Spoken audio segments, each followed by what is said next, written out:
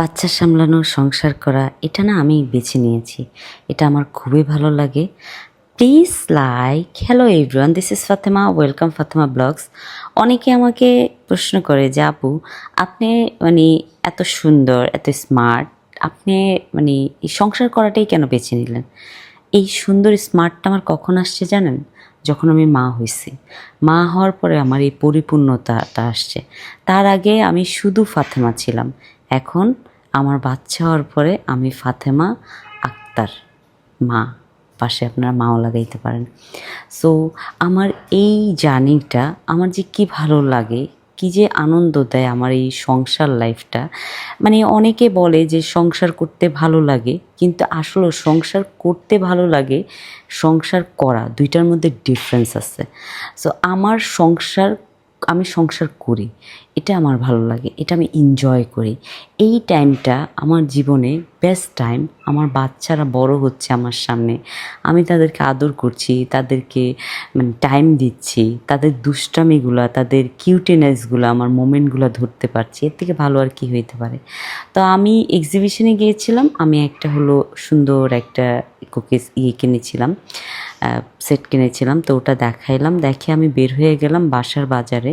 আমার মানে 2-1 দিন পর পরই বাসার বাজার লাগে, যেহেতু আমার বাসায় অনেকগুলা পিচ্চি বাচ্চা, তারপর হলো আমার হাজব্যান্ড, আবার হেল্পিং হ্যান্ডরাও আছে। তো আমার মানে অনেক বেশি বাসার বাজার লাগে। তো আমি চলে গেলাম বাজারে, মানে আমি একটা সুপার শপে গিয়েছি বাজার করতে। তো এখানে যাওয়ার পরে হলো আমি অনেক আইটেমের ফল দেখছি, ফল নিব। সো ফল নিলাম, তারপর হলো আমার বড় ছেলের কিছু জিনিস আছে স্কুলের জন্য, ওগুলা নিলাম। প্লাস হলো ছোট বাচ্চাদের হলো পানির বোতল পছন্দ হয়েছে, ওদের জন্য পানির বোতল নিলাম। সো এই যে আমার হাজব্যান্ডের বা আমার ছেলের জন্য নুডলস পছন্দ হয়েছে, এটা নিয়েছি। আমার হাজব্যান্ডের এটা পছন্দ। সো আমি সব কিছু, এক একজনের পছন্দ এক এক রকম, জায়ানের পছন্দ এক এক রকম, আমার হাজব্যান্ডের পছন্দ আরেক রকম, আমার ছোটো পিচ্ছিদের পছন্দ আরেক রকম। সো এই যে নিয়ে নিলাম, নিয়ে এখন আমি হলো গাড়ির দিকে যাচ্ছি। বাজার শেষ করে আমি গাড়িতে বাজার নিয়ে উঠবো। কিছু বাজার চলে গেছে, ড্রাইভার সাহেব নিয়ে রেখেছে গাড়িতে, আর আমি কিছু বাজার নিলাম, নিয়ে বাসায় চলে আসলাম। এসে হলো জায়ানকে একটা একটা করে বের করে দিচ্ছে। জায়ান তো এত খুশি হচ্ছে। এই যে আমার ছেলের এই হ্যাপিনেস মোমেন্টটা, এটা না মানে চাইলেও কোনো সময় আসে না। শুধু ওকে যখন আমি কিউট কিউট কিছু খাবার এনে দিই তখন। তারপরে চলে গেলাম রান্না করতে, রান্না করে হলো টেবিলে খাবার সার্ভ করলাম। আজকে ইফতারিতে অনেক আইটেমের জিনিসপত্র ছিল।